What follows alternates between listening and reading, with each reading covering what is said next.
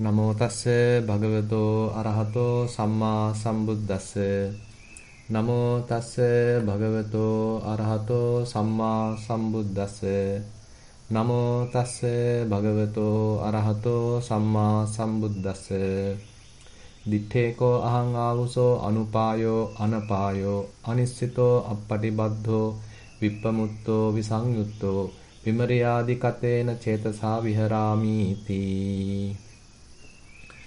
Dear Venerable Brother, dear friends in Dhamma, so we were discussing Kajjaniya Sutta for several weeks and we were able to complete that, and so there actually we discuss how each and every aggregate is going to occupy us, occupy our mind, and basically Buddha interpreted strongly telling that it is very much like it is eating ourselves, eating the mind, because so much so there is a huge impact on the mind as we cling to it, and again we are bound to it.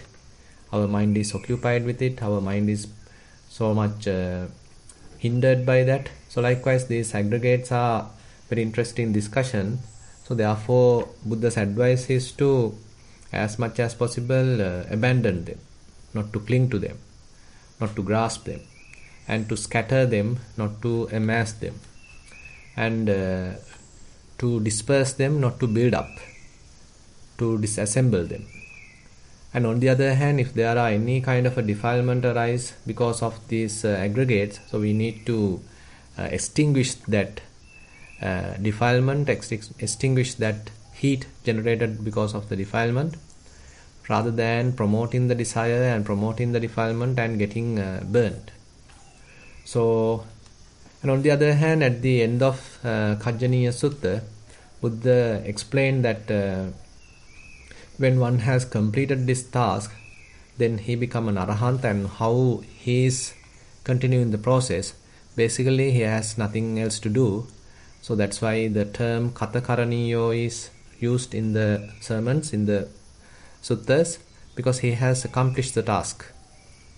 On the other hand, Buddha mentioned that whatever he has to dismantle, he has already dismantled. And again, whatever the things that he need to scatter, he already has scattered.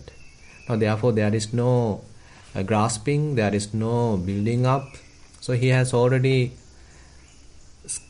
completed the scattering process, already completed the dismantling process. On the other hand, there is no grasping, and therefore there is no abandoning either, because in order to do some sort of an abandonment, one has to grasp. Now he has completely abandoned the things, so there is no abandonment, or neither there is a grasping, and there is no any kind of kindling, burning, and there is no extinguishing either, because he has completely extinguished the defilements, the burning effect coming from the defilements. Now another interesting sutta talks about the path in many other ways, so many different perspectives, again available in Majjhima Nikaya. This is called Chabbisodhana Sutta. So I thought of discussing this sutta today, starting this sutta, because it has very interesting insights, and the theme discussed in the sutta is also very interesting. And actually we can say the various methodologies explained in this sutta gives us a fair understanding about our own practice, and we can check or we can verify our own practice with parallel to the sutta. And again, the different methodologies explained, or different sixfold purifications explained in the sutta, are very much like 6 kinds of kammatthana, 6 kinds of method that one can attain arahanthood. And actually, even though the sutta's name is Chabbisodhana Sutta, literally means 6-fold purity, the sutta contains only 5-fold purity. So the 6th one is missing. So the commentator mentioned various options, alternatives, and we can discuss that also at the end of the sutta. So we can start with the sutta, how the 5-fold purity is explained, and we can go one by one. Each and every purification, that as I mentioned, have some distinct qualities and have some differences, and therefore we can say different approaches are available. So on the other hand, it explains that it is not a single approach available, but many different approaches are available, and so that being verified, or that being questioned from a so-called arahant. Now Buddha was living in Savatthi at Jetha's Grove, another Pindika's park. At that time, Buddha himself addressed the bhikkhus. There is no any particular incident happened, or there is no any particular question came from the monks. Rather, Buddha himself taken the topic and he is addressing the monks. And he is mentioning like this. Here bhikkhus, a bhikkhu makes a declaration of final knowledge thus. I understand. Birth is destroyed. The holy life has been lived. What had to be done has been done. There is no more coming to any state of being. So basically he mentioned that he has completed the task. What is necessary to be done is he has completed. Basically he is an arahant now. So he is declaring that he is an arahant now. So Buddha takes this point out, and then he mentioned that bhikkhu's words should neither be approved nor disapproved. Now this is an interesting thing. I mean, rather than simply immediately approving it and venerating him, worshipping him, and try to have a lot of faith in him. So rather than doing that, on the other hand, not disapproving, rejecting him, blaming him, condemning him, so not doing even that. So not going to these both sides. So that is not quick to, or not quick to accept, or neither to reject. So the kind of a balanced approach that Buddha is mentioning, because different people have different skills, and therefore there is a possibility that one may attain arahanthood. So Buddha is there, and the teaching is available, Sangha is practicing well. So there is a fair possibility that one can attain arahanthood.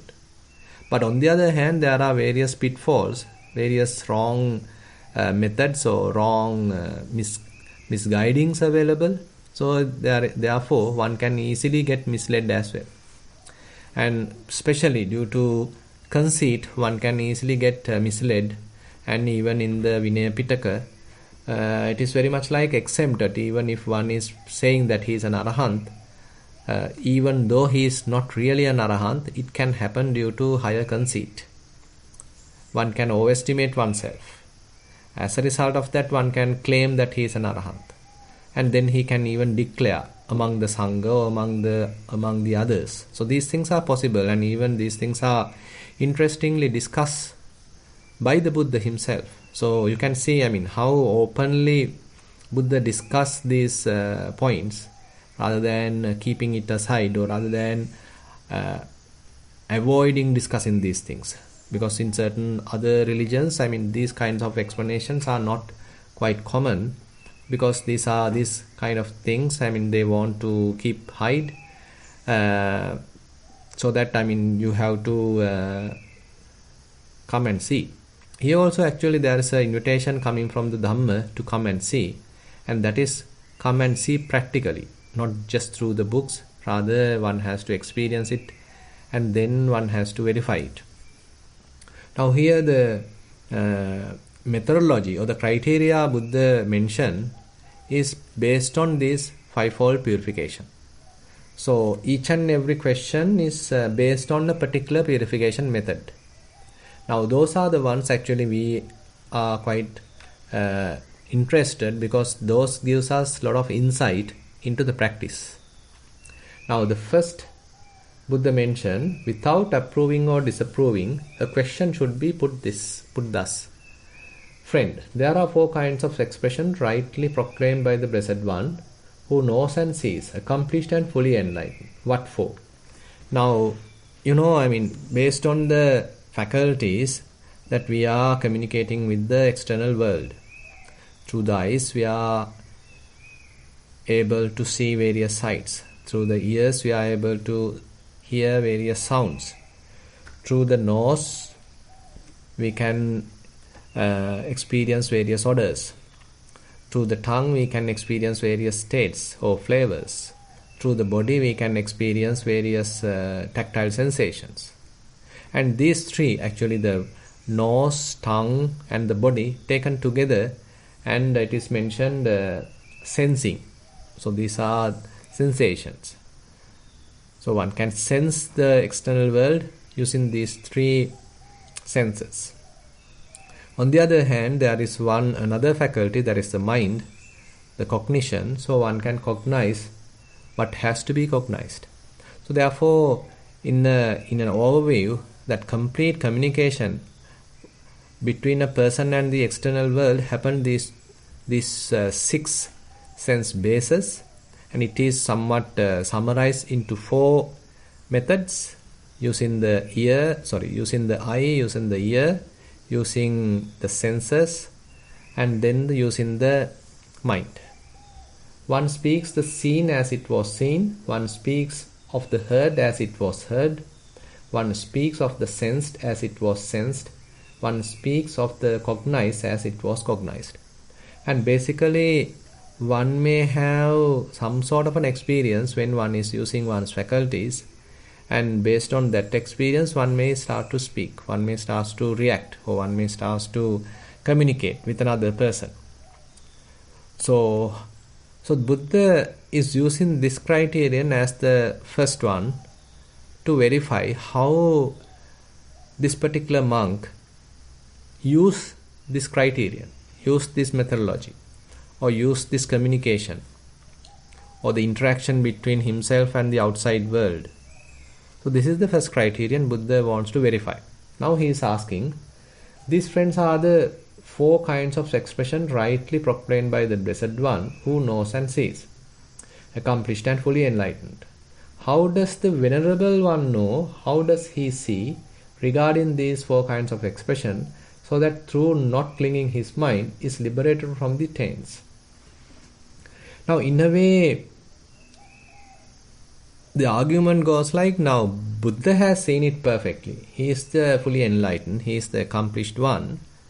So now from this particular monk, so whoever the questioning monk has to ask the question with respect to his own experience, his own idea. How would you think that Buddha has achieved it? Particularly here the question is with respect to the communication, with respect to the interaction between the outside world using the senses. So that is the question.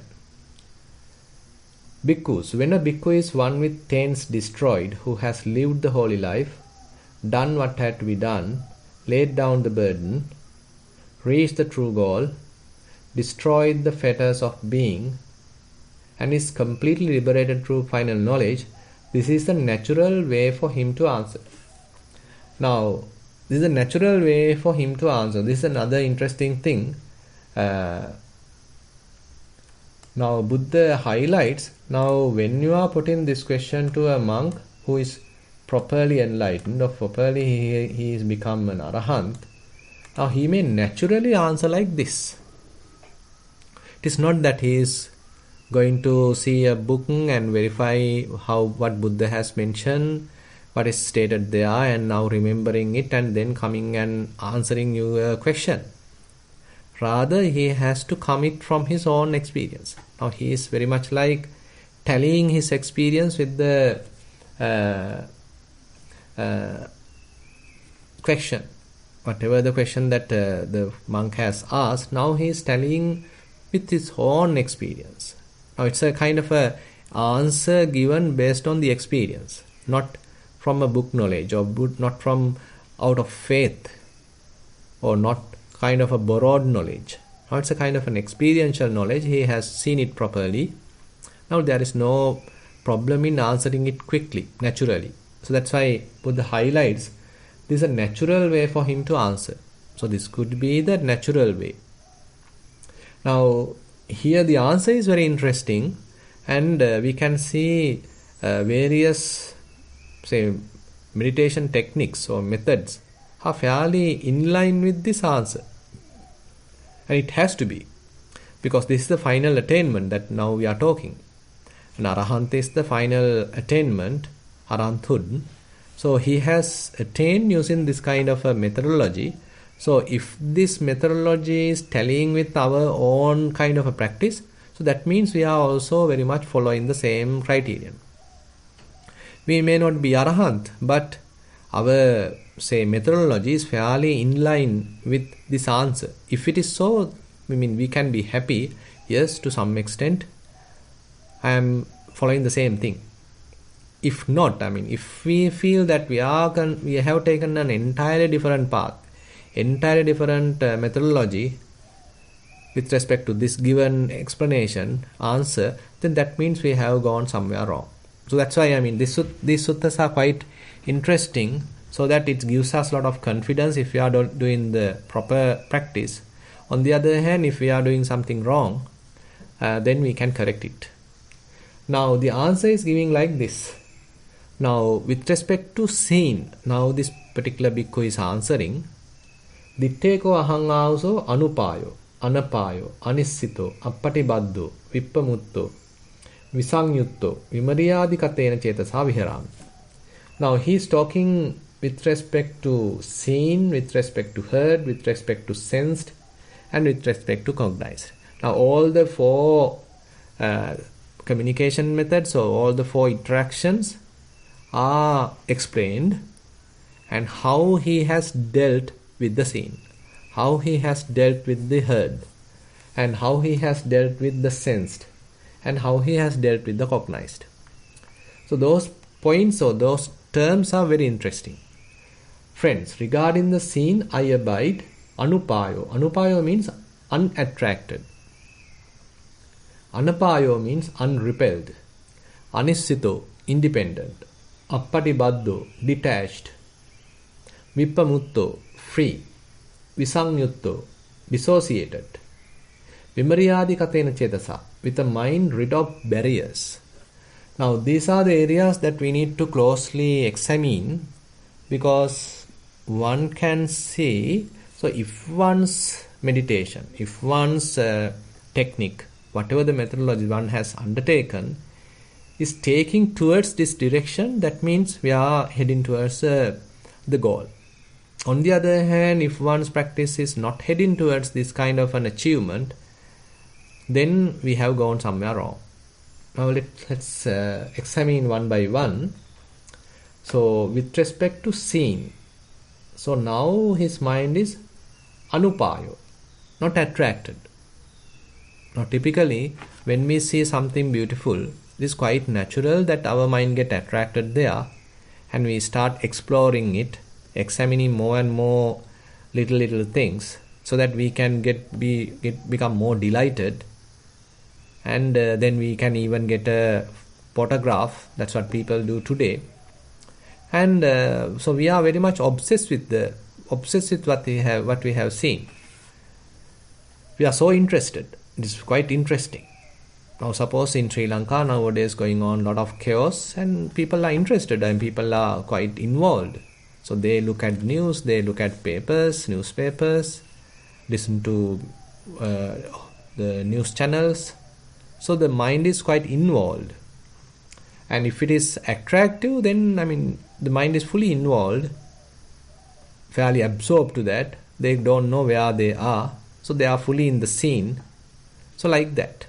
Suppose one is seeing a very beautiful flower, maybe a beautiful image, beautiful artwork. So you immediately get absorbed to it, immediately get attracted to it, and you are being very much like born into it. Suppose there is a very beautiful artwork. It is depicting a very interesting, very scenic beauty, maybe a village side, countryside. Maybe once you see it, and you may, from the first glance, probably you get little attraction, and then you go closer and you want to see it properly, and now you are investigating each and every bit of it, and slowly you get absorbed to it. Now you are fully within it. So that means typically we get attracted. So, but here the Arahant's mind, on the other hand, during his training, So he has slowly prevented that process. Rather than getting attracted, rather than getting very much absorbed to it, now he is making kind of a distance.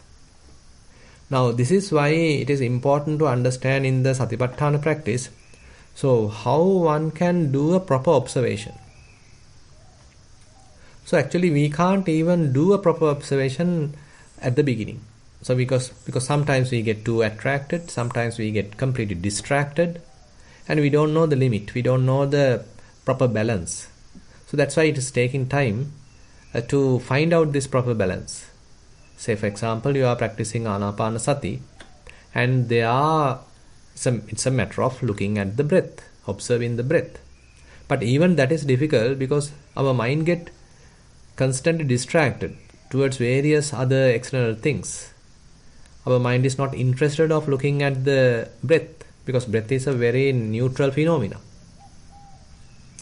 So how to find the balance? Actually, before even going to the balance, we have to first of all establish mindfulness on the breath. So that would be the first step. Sato asa sati, sato passa sati. That's why Buddha mentioned. So one is mindfully breathing in, mindfully breathing out. So when one is trained in that, now one can say, okay, now I can spend say half an hour observing breath. Very less distractions. Now I can observe breathing. In breath, out breath, in breath, out breath. Okay, you are observing. Maybe you can even use some sort of a technique like naming, labeling, noting, counting, etc. But later, once you are capable, then you can abandon that and simply be with the breath with a silent mind. It's a kind of an observing mind, and very calm. And slowly you may get you may understand what would be the optimal energy that you need to spend there. Previously you might understand, okay, I have unnecessarily invested a lot of energy. Too strongly I was trying to hold the breath. On the other hand, sometimes I haven't put enough energy, so that mind get distracted. Now you are slowly very much refining your practice, fine-tuning your practice, so that you are not wasting energy. No, you are being lethargic. Now you are maintaining the proper balance. Now this balance observation is very much a distant observation. It is not entirely a passive observation. It's not entirely interrupting the process, but kind of unbiased observation, unparticipated observation, non-judgmental observation. So that is where you are coming to this interesting balance, delicate balance, where you are able to watch the breath with a balanced attitude. Now you don't feel lethargic, and now you don't feel either kind of attracted or maybe absorbed. You are very much maintaining that proper balance. Now, unattracted. On the other hand, anapayo. Anapayo means unrepelled. Unrepelled, because sometimes, when the object of observation is somewhat changing, it's not behaving as you wish, and your mind can get repelled from that. So because it is not the way that you want it is going through, so you don't want to experience it then. Mind doesn't want to look at it. So mind get distracted, mind get repelled. This is especially happens, suppose you are observing various feelings. Say you are experiencing a painful feeling. So at that time when it is pain, and most probably mind doesn't want to look at it, doesn't want to observe it, and even the observation can make it more intense. So easily mind can get repelled from the object.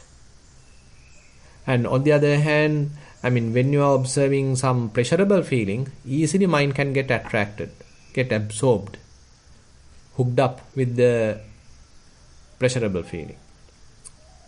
But the proper observation is neither get hooked up, neither get attracted, neither get repelled. So you can maintain your proper observation even with the, say, painful feeling and even with the pleasurable feeling. Even with breathing, even with rising and falling, even with your posture. Or suppose you are observing maybe element characteristics everywhere. Suppose you are doing walking meditation. Even there, say you should be capable allowing the body to naturally walk, and that you are maintaining proper balance and you are watching it like an outsider. So this perspective, this understanding, this proper observation is something that we have to practically develop. I mean, it's very difficult to understand this just through the book, just through the sermons, because you yourself have to know this balance. How to do a proper observation, how to do a non-judgmental observation, how to do an unparticipated observation, uninterrupted observation, without interfering in the process. But again, investigating it properly. You are not missing anything either. You are not neglecting anything. Rather, you are properly observing. So, unattracted and unrepelled. Now, when one conducts this, then one can say, okay, I am doing a proper observation, correct observation. And this correct observation helps to develop various insights. Now, in order to reach this point, you have to practice fair amount of time, and then say you are observing it for long time, and you can maintain it for long time, and now there's a higher chance that you are getting more and more insights. Say, for example, if you do this proper observation, then probably you can understand, okay, breathing is changing. At the beginning it was longer, but now it is getting shorter. At the beginning it was somewhat grosser, but now it is becoming refined. Say you are observing the rising and falling. Probably at the beginning, say you have observed that rising may be gross, and now it can become somewhat refined. So these kind of changes constantly happening. I mean, with our proper observation, clear comprehension, we are able to understand these differences. Now, and not only that, and slowly as you continue, even other sensations can arise. Now, when you are properly observing breathing, say your mind get more collected, fairly concentrated onto the breath, and now you are able to observe it closely, and various characteristics now you are able to understand, and as a result of that, so you get some sort of a fair understanding or comprehensive understanding about the breathing process. Actually, the breathing process represents one phenomena of this whole conditioned world. Rising and falling also similar, and whatever other sensations are also similar. So they represent kind of a sample of the whole experience that we are going through. We can't complete the whole experience. We can't complete each and every phenomena, but we are taking a sample of it and taking into our consideration. Now, say, as you are continuing, suppose that there are various sensations now arising in the body. Now you are watching them, observing them, and they again start behaving their own, and we are not interrupting them, we are not pushing them, we are not repelled by them, or we are not being attracted by them. We are non-judgmentally observing them, properly observing. So as we continue this observation, more and more our understanding broadens, because it is not that we are changing them, rather they themselves are changing. They have the inner characteristic, inner property to change. They can't stay constant. On the other hand, they are constantly changing. So now, with our own experience, we are observing this changing process. How things are rising and how things are changing, how things are quickly passing away. Not only that, actually, how at the beginning many things appear like one thing, as a one unit, one compact thing. But later, as our clear comprehension improves or refines, then we may understand it is not a single thing, it's a many things, it's a collection of so many things. So likewise, our understanding may grow. Now our refined observation, careful attention, careful observation help us to further and further understand their behavior. Now this is how that various insights are possible, like you are getting more understanding or thorough understanding about the impermanence, thorough understanding about the unsatisfactoriness, thorough understanding about the impersonal nature or the non-self nature. It is not that you are trying to program the mind or condition the mind, rather you are giving a fair opportunity for the mind to observe some conditioned phenomena. Then they themselves have to show their proper behavior, their proper characteristic.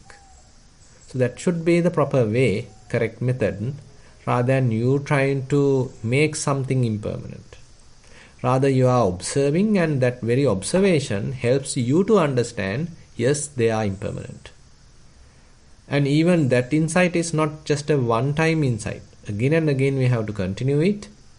And again these insights are getting stronger and stronger. That's what we sometimes call as Yathabhuta Jnana Dassana, seeing things as they truly are.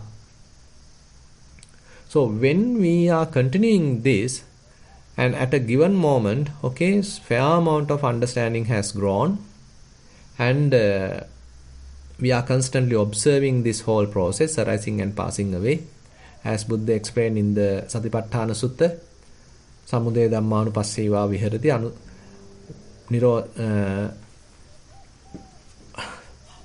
Vaya Dhammanupasseva Viharati, and one is continuing this observation.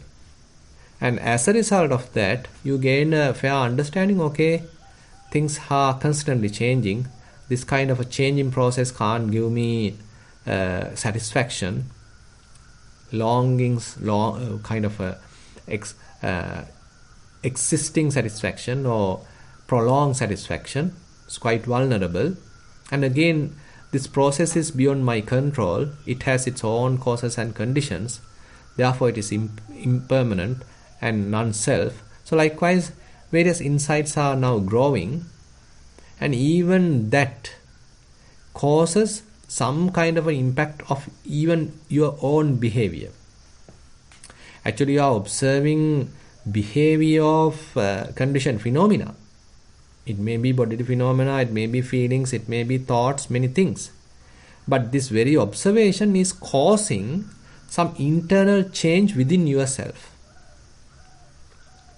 Because we are simply behaving as per our trends or habits available in the mind. Now this very observation is contributing to change that very habits. Change those thinking patterns. Now certain behavioral patterns may even change within you. Say for example, you are attracted to flowers. I mean, you are so fond of flowers and all sort of things. But slowly, as you continue the process, may be that attraction may diminish.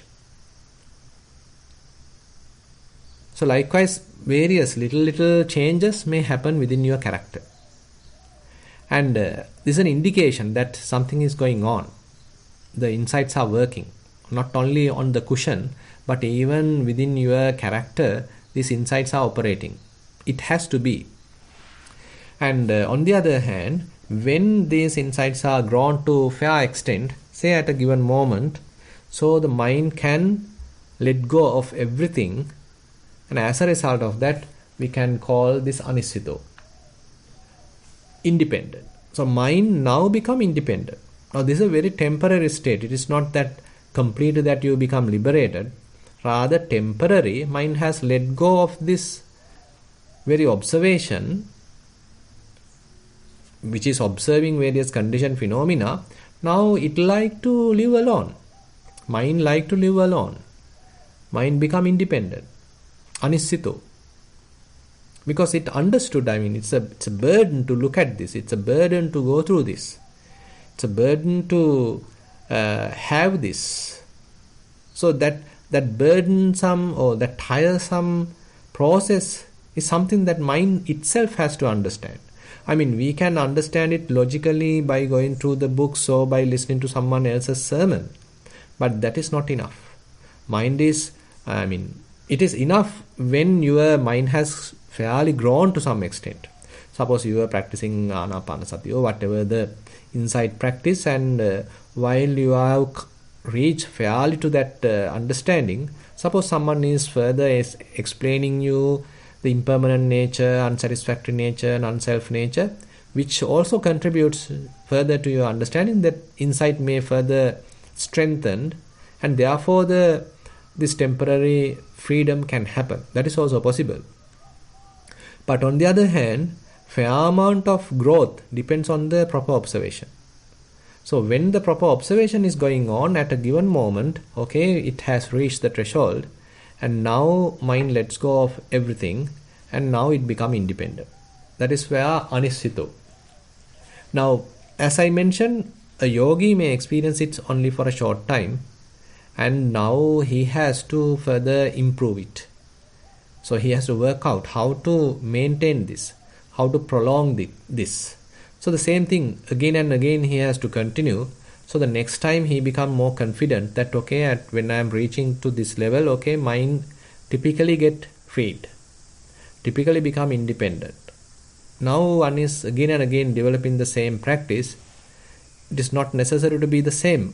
Same in the sense, say if you are able to achieve this using Kaya Anupassana, okay, you are repeating the same thing. Say you have achieved it using Vedana Anupassana, say you are repeating that. If it happened through Chitta Anupassana, let it happen.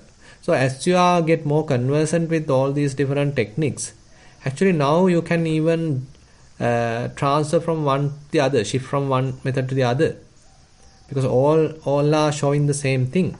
So all are contributing to the development of the wisdom. And likewise, more and more one become confident, now the freedom happens, this independence happens, and you can even maintain it for a while. And that is where detached appatibaddu. Now you know, okay, mind is not bound to anything. Mind is not lashed onto anything. Mind is not associating anything during this particular temporary period. Vipamutto, it is free. So mind has that capability, mind has that skill, potential to live free. But typically our minds are programmed or habituated to attach, to grasp. So whenever you let go of one thing, it automatically go and grasp another thing. Once you feel a little bored with that, automatically the mind go and grasp another thing. So kind of a continuous process of grasping. So you get bored, again grasping, again bored, again grasping, again bored, again grasping. So likewise a process is continuing. There is no any kind of a rest for the mind.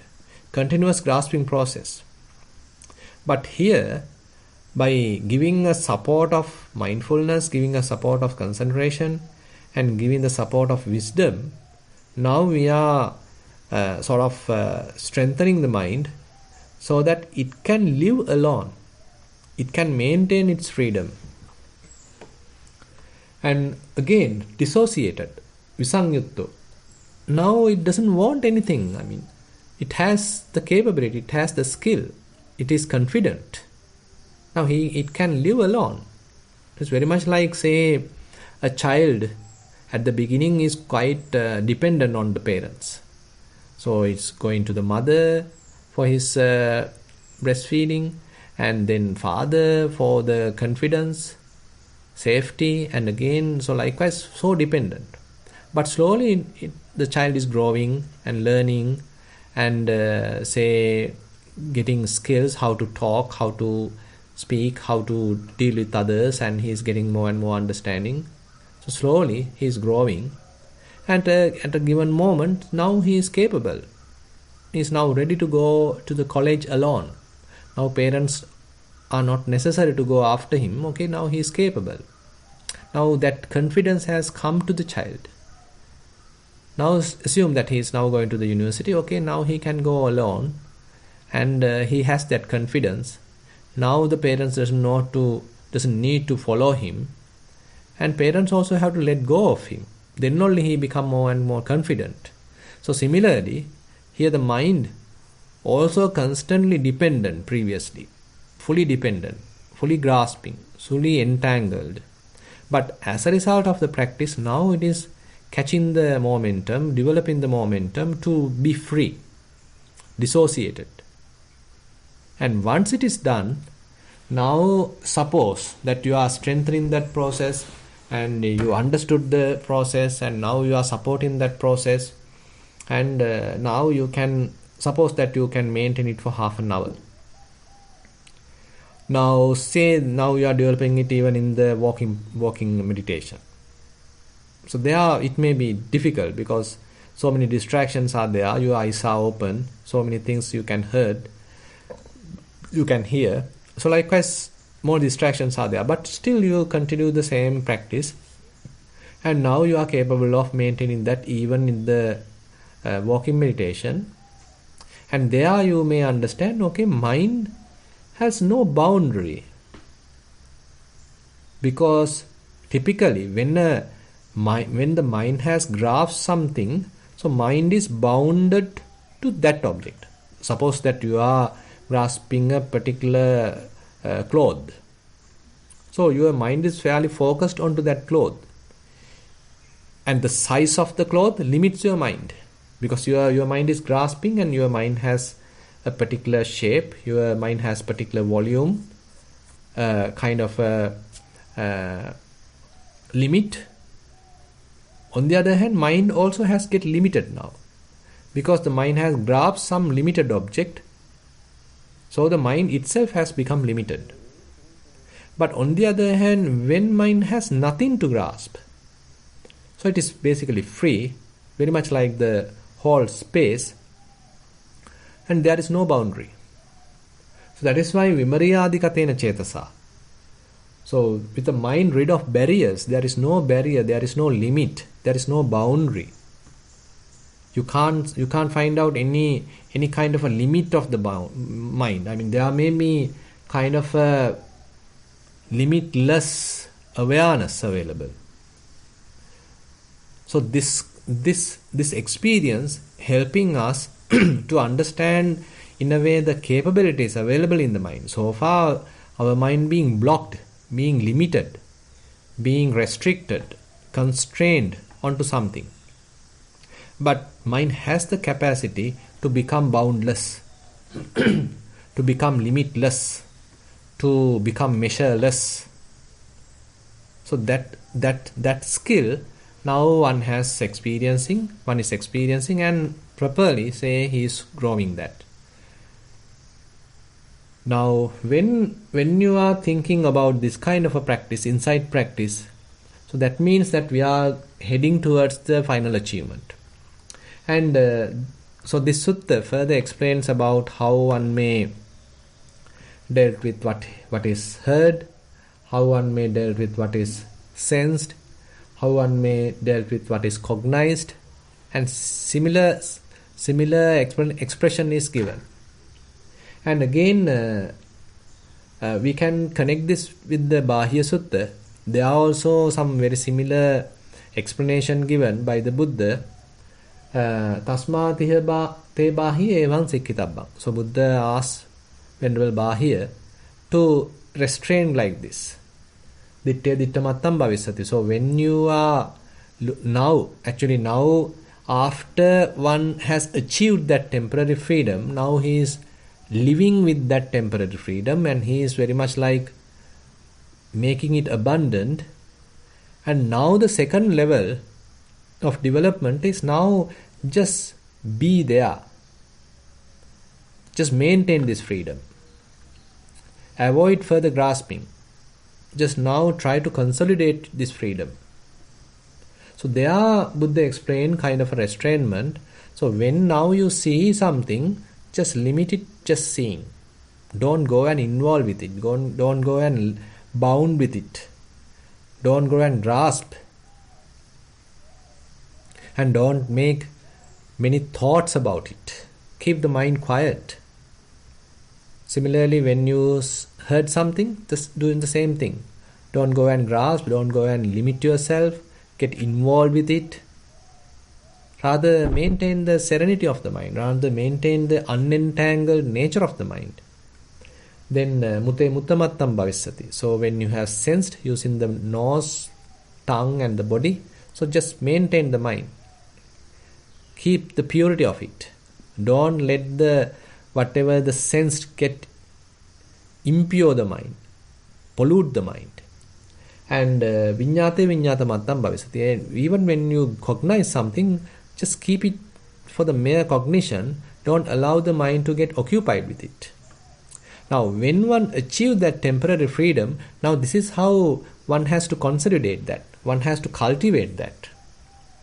So, and again, the interesting point here, when one is doing that, then Buddha mentioned, so tato tvambahya natena, then you are not there.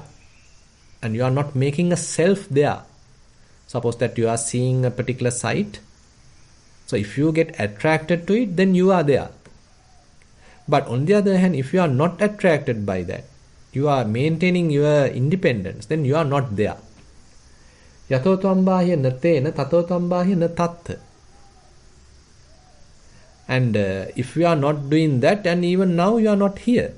You are not making a self here, thinking that I am seeing it.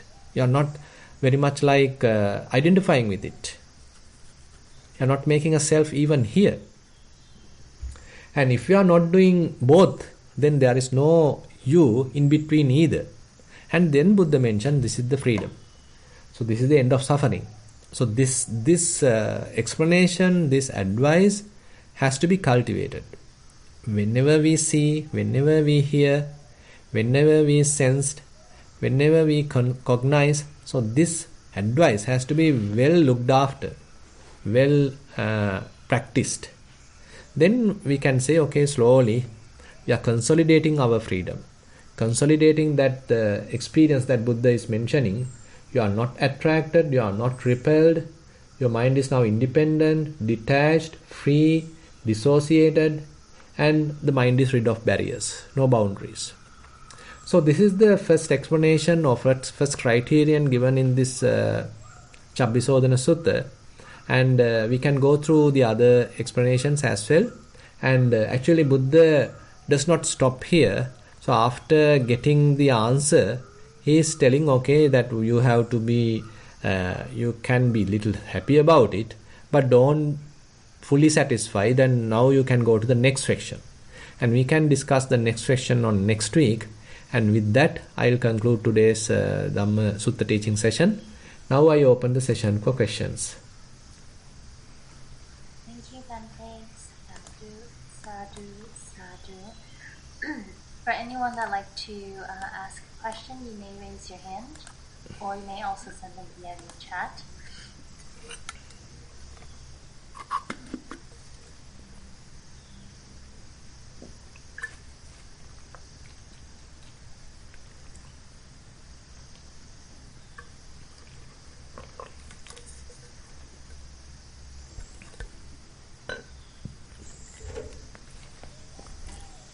Okay, everybody is freed.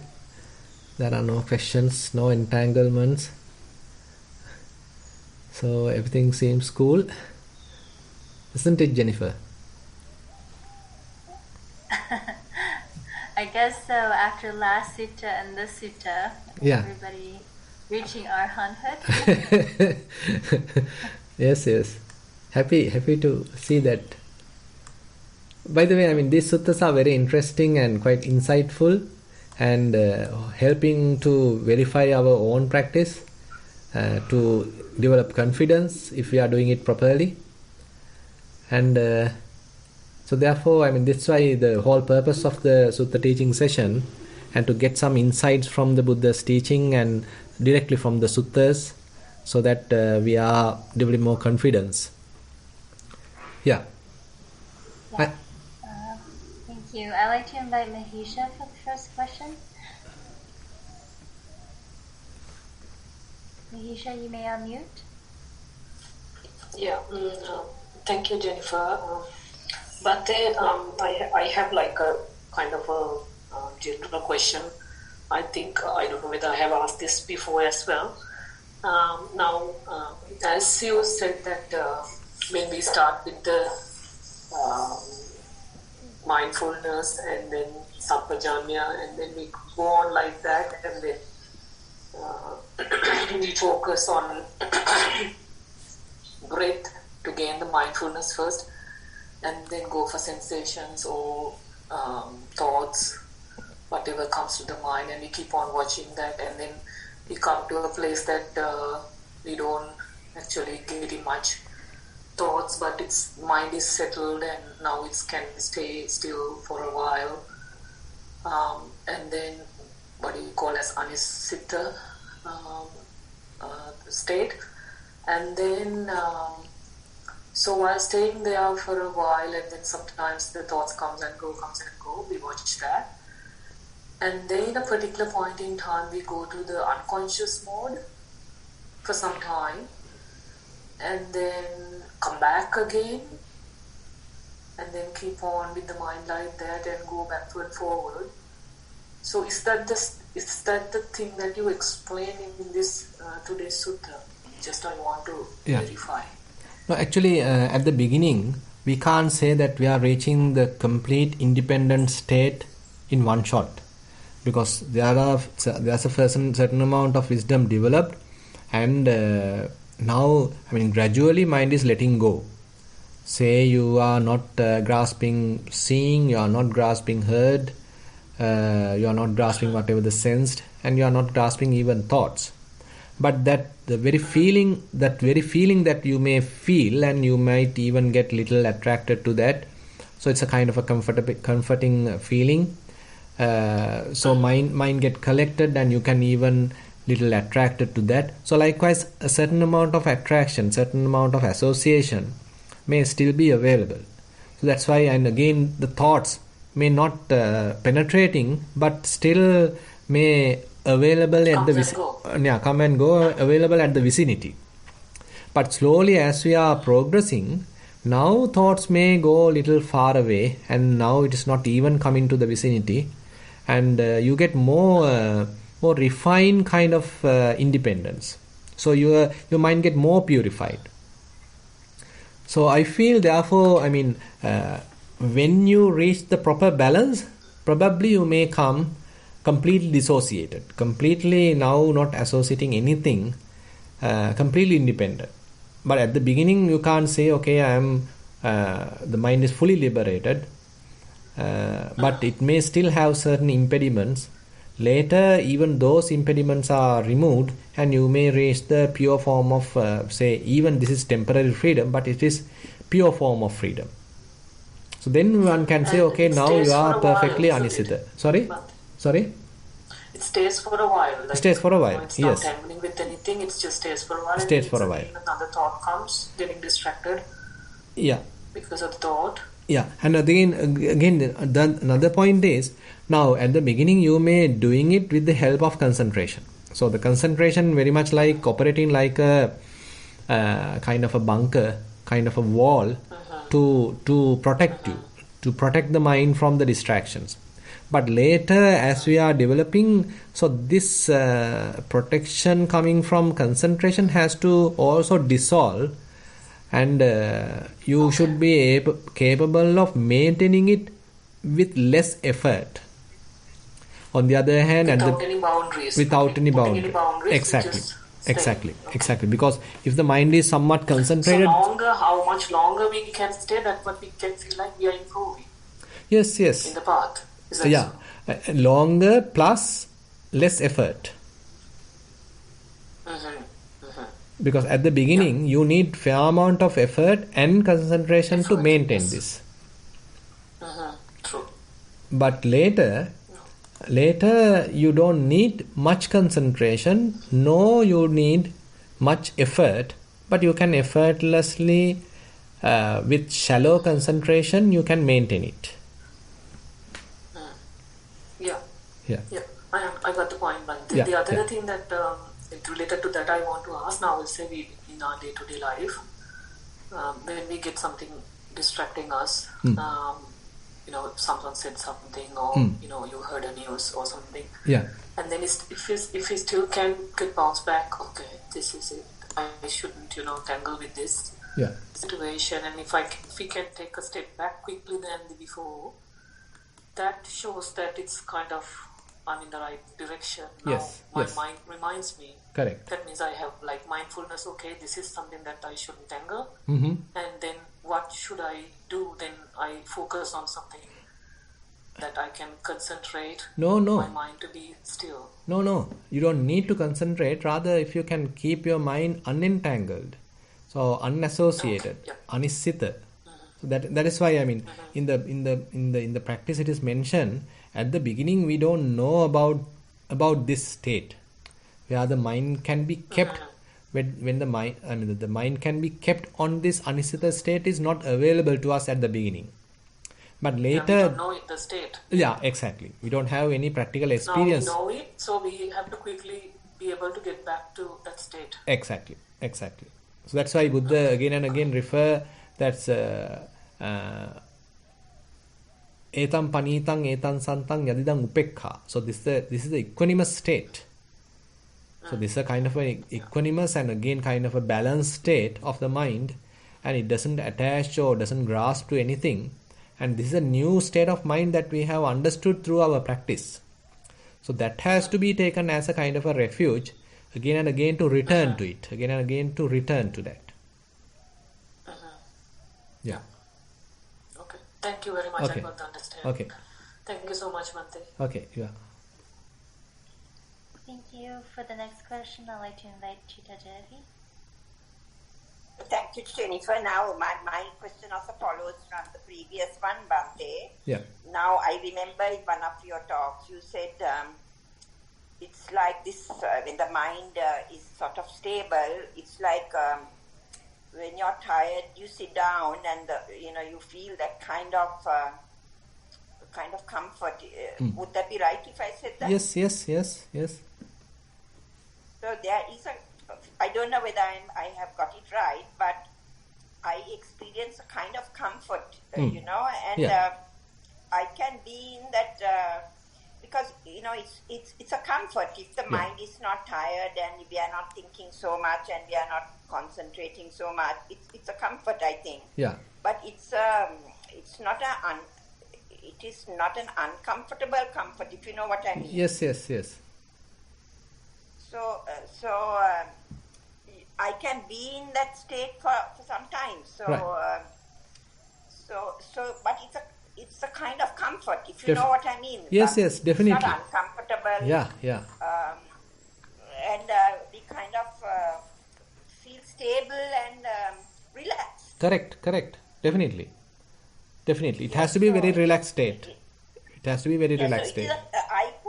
I can interpret it as a pleasant state. So would that be right if I said that? Yeah, we can say so. It is not a pleasantness that we have derived from the sense faculties, say by looking at sights, sounds, smells. That's the thing. So that's why there's a kind of a unworldly kind of pleasantness which is deprived from the typical sense objects that you have gained through your understanding, through your own practice. So that's why it is called the niramisa. Because it's a bit like that priti, the sukha, not priti, the sukha, but less. Yes.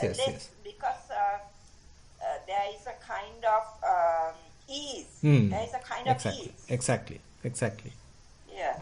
So that's what I want to just check with you. Then the other thing is, what Mahesh said about the general life. We have to be able to. It's not only meditating, Bhante. We have to be able to put this now into the real life. Exactly. When unpleasant situations or not so nice things are happening, we have to be able to put this whole thing there. Exactly. So that is always not easy. Is that right, Bhante? Yes. So that is where actually we are strengthening ourselves Because at the beginning we are developing it and we are having it with very say in a laboratory level. Say you have to have kind of a silence, you need to have a very good posture, say you need to have proper silence, and enough concentration has to be developed, enough wisdom has to be developed, then only the state is available. So very in a very controlled environment. But later slowly you are trying to achieve it even with less facilities, very much like. So in those situations, it is a kind of practice. It's like an athlete practicing, isn't that right? Definitely. Because we have to put it's not easy, so we have to have a lot of restraint. Definitely. because the human nature is to want to, if somebody says something which is not very nice, then the human nature wants to say something back. Isn't that right? Yeah. We quickly react, and we get quickly react, and we still murmur inside the mind. And again, even once you return back home, you still have kind of a revenge in the mind, grudge in the mind. These we need to clearly see, clearly notice, and slowly let go of things. And then later, probably you may understand. Maybe during the conversation, probably you may get hurt. You may feel uncomfortable. You may feel uneasy. You may feel little belittled. But you may understand, okay, now I feel little uncomfortable. I feel little, say, restricted. But now you are not keeping it for a long time. You quickly pacify that, quickly let it go, and come back or return back to the normal state, non-grasping state, quite quickly. Yes, but it's not easy, no? But Yeah, definitely not easy. It takes time. Definitely, it takes time. Yeah, there are times now when I start worrying about the children or whatever it is, then I tell myself, well, if you can do something about it, that's fine. But if you can't, then you just got to let go. Isn't that right? Yeah, that's why you can't. If you can't, you're worrying something about some situation, but you can't do anything about it. So then I just try to block it off my mind. That means that you have done enough. You have taken proper action. That is you understood. Okay, now you have done my part. Now that is it involves their involvement, their contribution, and if they are not doing it, then I can't help. Exactly. So that is what I have started doing now, because otherwise you get entangled. Yes. So now we are trying to unentangle. Yes. And on the other hand, we need to know properly what is our limitations. Yes. So that's what I'm now trying to do. Yeah. Trying to now. Of course, we have to do it deliberately, trying to detach oneself, which is not easy, Bhante, no? Yes. Because mind is used to and habituated to grasp. But now we are trying to do the opposite. We are improving ourselves. We are developing wisdom, and again and again showing the mind that is useless to go and grasp, and it is better, comfortable to stay free, unentangled, non-grasping. So likewise, it's a kind of that's why it is a practice. That is why we are training. And the other thing is, when we come to a relaxed state in our meditation, we have to be aware that we are in that state, right? We have to tell ourselves, now this is what we want. It is not that it is not that we attach to that state. Rather, we are fully aware of it. We are aware of it. Yes. Because otherwise, it's useless. No, if you're not aware of it, yes, then you're just sitting and waiting without being aware of a situation which you should be aware of. Yes. And the other thing you said, you mentioned the Yatha Bhuta Jnana Dassana in relation to insights. So is that term used only in relation to insights? Basically, yes, because I mean, you are Yatabodhi Jnana Dassana means you are knowing things as they truly are. Basically, to understand their real nature, their impermanent nature, unsatisfactory nature, non-grasping nature, and maybe even we can extend into the Paticca that you know how things are dependent, how one depends on another thing. So likewise, more and more aspects of the wisdom. So that is that is a state where you are having realizations. Is that right? Yeah, we can say. I mean, we can, having insights. So that's a. That is like impermanence. Now we are seeing certain things arising and passing away. That is impermanence. Yes, so yes. Right? Yes. And so sometimes we see non-self because we are not in control of that particular situation in meditation, and things are happening. Correct. And then that is also Yatabodhi Jnana Dassana. Yes. Yatabodhana Dassana. Yes. Seeing you have no control, so there is no self there because it is a cause and effect. Correct. Right? Correct. Yeah. Okay. Thank you very much. Yeah. Okay. Thank you. Bante, that's the last question that I've received. Okay, fine. So then actually we have spent a little bit more than 1 hour today, and today is the Poya day, and we have Nissarana Vanaya Poya program also. Therefore, we'll wind up the session now. And so far we have accumulated some merits to going through this Sutta teaching session. And let's share these merits with all the celestial beings, all the past away relatives, and whoever in need of merits. And let's wish these merits help us also to attain path fruition, Nibbana. While keeping these good wishes in our mind, let's recite the traditional verses. Ettavata amhehi sambatang punya sampadang sabbe deva anumodantu sabba sampatti siddhya. Ettavata amhehi sambatang punya sampadang sabbe bhuta anumodantu sabba sampatti siddhya. Ettavata amhehi sambatang punya sampadang sabbe satta anumodantu sabba sampatti siddhya. Akasattha ca bummattha devanaga mahiddika punyantang anumoditva chirang rakkhantu sasanang. Akasattha ca bummattha devanaga mahiddika punyantang anumoditva chirang rakkhantu desanang. Akasattha ca bummattha devanaga mahiddika punyantang anumoditva chirang rakkhantu mamparang. Idang vo ñātīnaṃ hotu sukita huntu ñātayo. Idang vo ñātīnaṃ hotu sukita huntu ñātayo. Ñātīnaṃ hotu sukita huntu ñātayo. Imina punya kammena mame bala samagamu satang samagamo hotu yava nibbana pattiya. Imina punya kammena mame bala samagamo satang samagamo hotu yava nibbana pattiya. Imina punya kammena mame bala samagamo satang samagamo hotu yava nibbana pattiya. Sadhu, sadhu, sadhu.